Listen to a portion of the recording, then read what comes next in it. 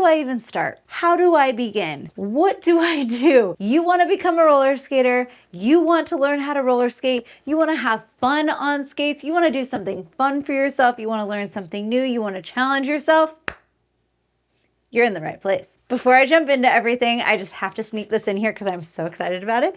I just released my summer essentials, the things that I think every skater should know for the summer. It is available on my website, thatnicolefiore.com. If you've ever been to a skating party and you've seen people in the center of the rink just having the best time of their lives, or at the beach and they're skating around comfortably and they're having fun. That is the number one thing that is important for summer, is that you are having fun. So I have created the videos that I think every skater should know for the summer. If you want to pay a one-time payment and get these videos, it's available for you. Okay, so to get started, to become the skater that you want to become, first of all, you have to start. We have to start somewhere. We have all started somewhere. Now, some of us who have been skating for a very long time started a very long time ago.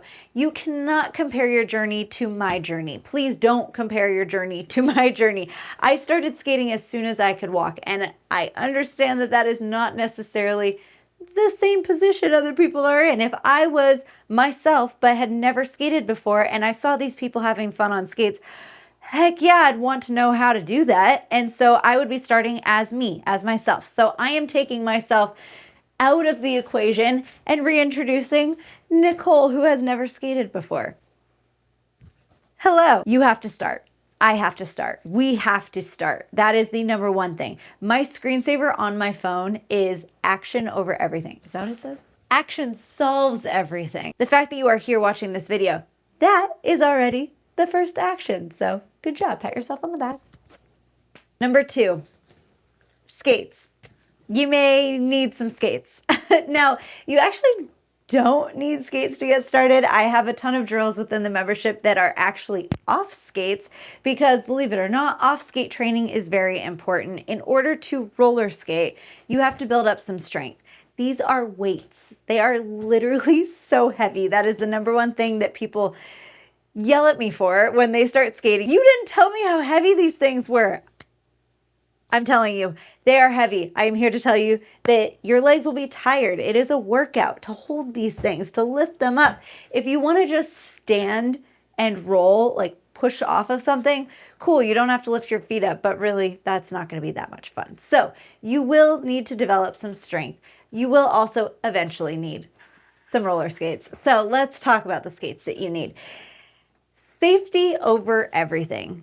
I don't know about you, but I plan to be here for quite some time, and I want to feel good while I am here, while I am living on this earth. So I hate falling. I hate injuring myself. I don't want that. I don't want you to want that. I don't want you to have to deal with that. So safety is number one. I do highly recommend safety gear. Now, I myself do not wear much safety gear. You may notice that from all of my videos. Again, I have been skating for my entire life. I do recognize that I have done some stupid stuff over the years, like skating down massive hills without a helmet on. I do have regrets. I know better now. I have lived and I have learned. So if you see me skating down a hill at any point in the near future and I'm not wearing a helmet on my head, please yell at me. Like, I deserve it. Safety gear is very, very important. Your head is very important. The first thing that skaters end up hurting is our wrists. I know this because I too have a weird wrist from falling when I was 11 years old. So your wrists, wrist guards, very, very smart. Anything that will make you feel more comfortable, honestly, anything that will make you feel comfortable and make you feel more confident. Now, I know that safety gear is not necessarily the cutest, but it's really not cute to hurt yourself. We choose our battles. Your skates. Skates can be very tricky.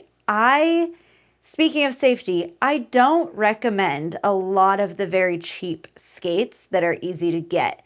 Now, I do understand those skates are easier to get than a lot of the other skates. So depending on where you're at, you can buy skates for very, very inexpensive. You can look on eBay at some of the skates that I have listed in my blog, different boots, plates. If you want to put the skate together or have it put together by a company, I do recommend, if you can afford it and if you can get it, buying different parts, the boot that you want, the plate that you want. You may not know what you want, but I have a blog that has my very short list of recommendations of like my top recommendations, what I think every skater, if you're going to skate for more than 2 years, I would highly suggest these things. And it is worth it to spend that little bit of extra money for your safety.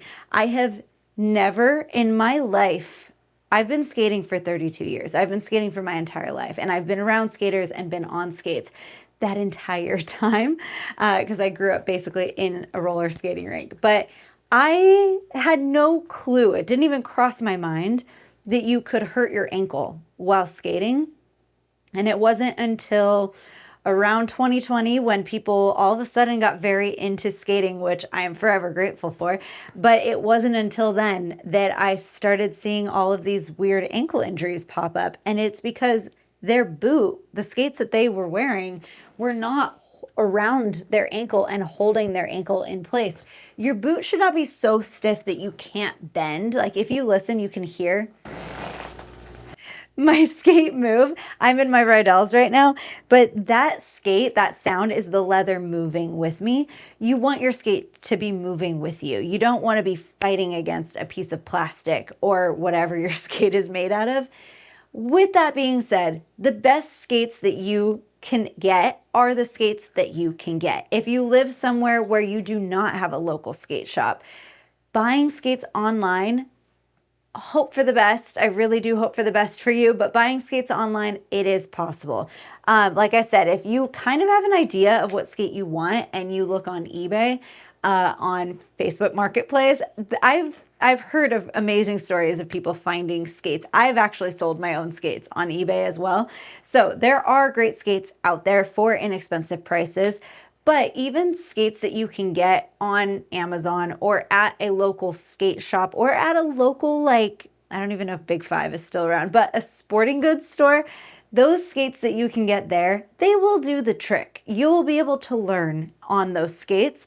I just don't recommend wearing them for a very long time because the probability of you injuring yourself on those skates because of those skates goes up over time. Because as you get better, you will start to push your skate more. And if your skate can't handle how good you are, your skate's going to give out before you do. I've also reviewed quite a few more inexpensive skates on YouTube right here. So I have the playlist that I'll put wherever it goes in the corner.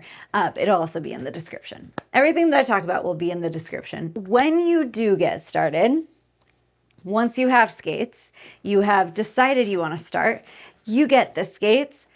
Now what? Two things that we need to think about and that I would love to talk about. Number one, how are you learning? What are you learning from? I have been teaching for about 15 years. Growing up, I took lessons from some of the best teachers. And then my coaches were not afraid of losing me as a skater, that they allowed me to go take lessons from multiple coaches, multiple sources. That was the best thing I could have ever done. That was the best thing my coaches could have ever allowed me to do, is take lessons from multiple people, learn online as much as I can, study as much video as I possibly could.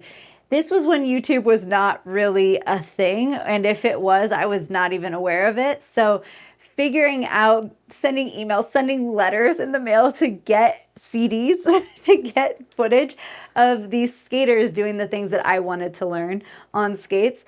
That is what I had to do. Obviously, things are a little different now. All of my competition videos from the World Championships are online. Not all of them, most of them.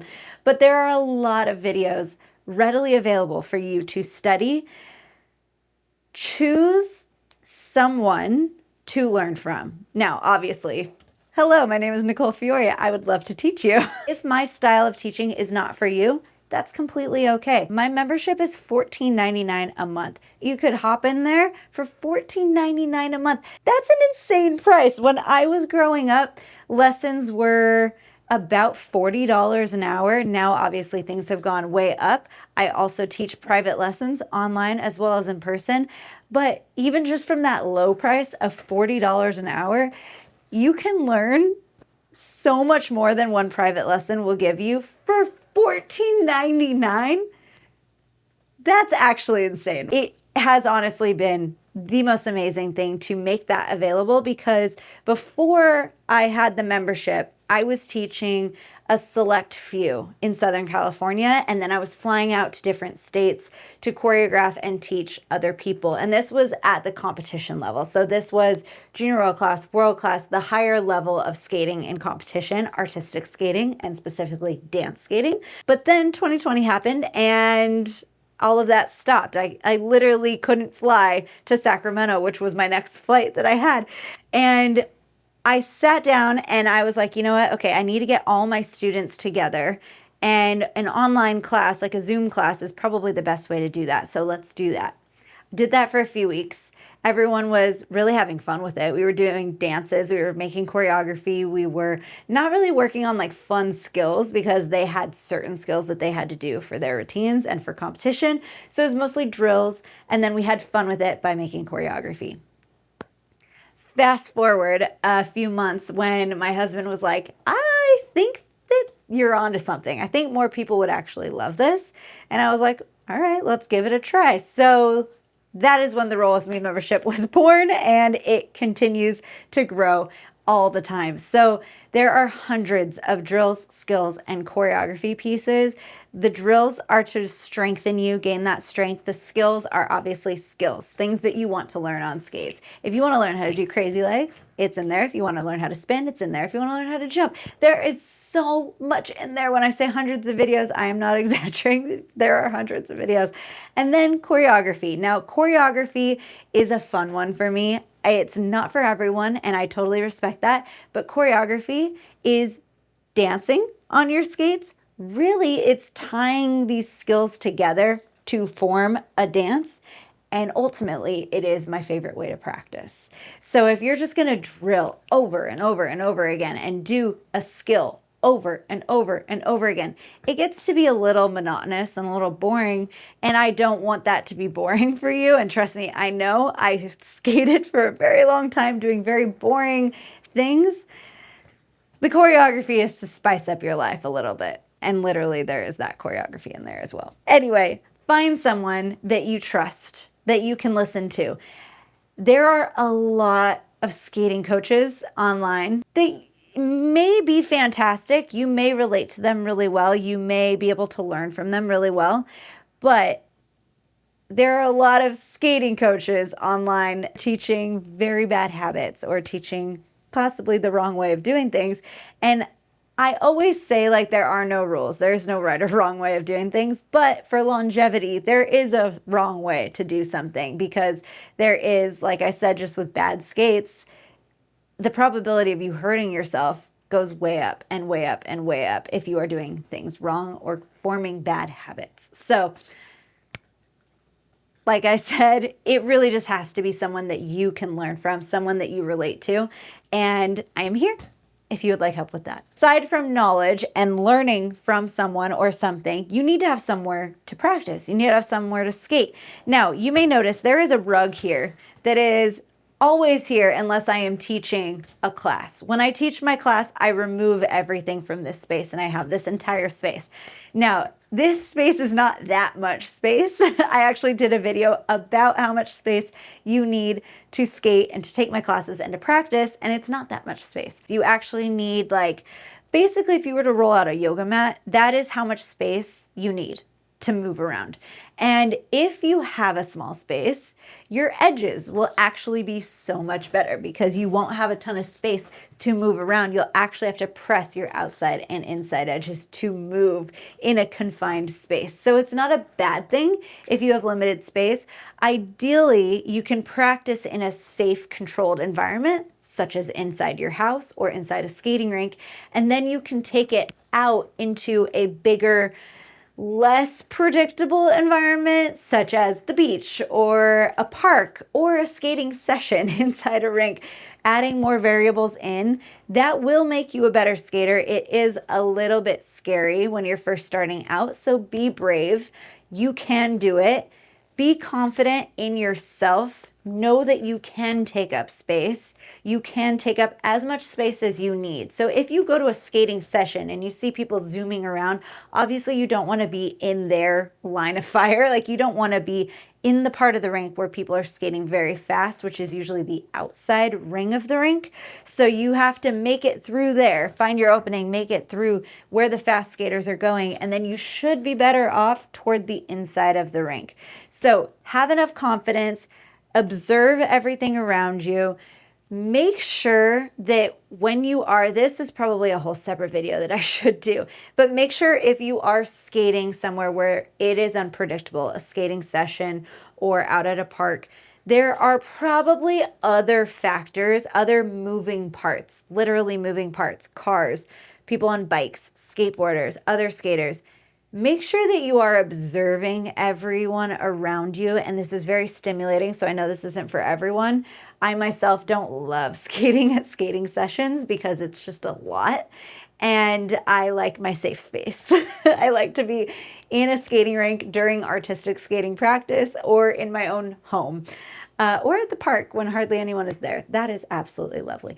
But make sure you are observing and you are aware of everyone. Whenever I'm at a skating session, I can tell literally everyone around me. I can tell you which skaters to look out for. And I'm not saying that to be mean. I'm just observing them and watching their tendencies and seeing if certain people are off balance, because the likelihood of them falling is higher and you don't want to be around that person when they go down.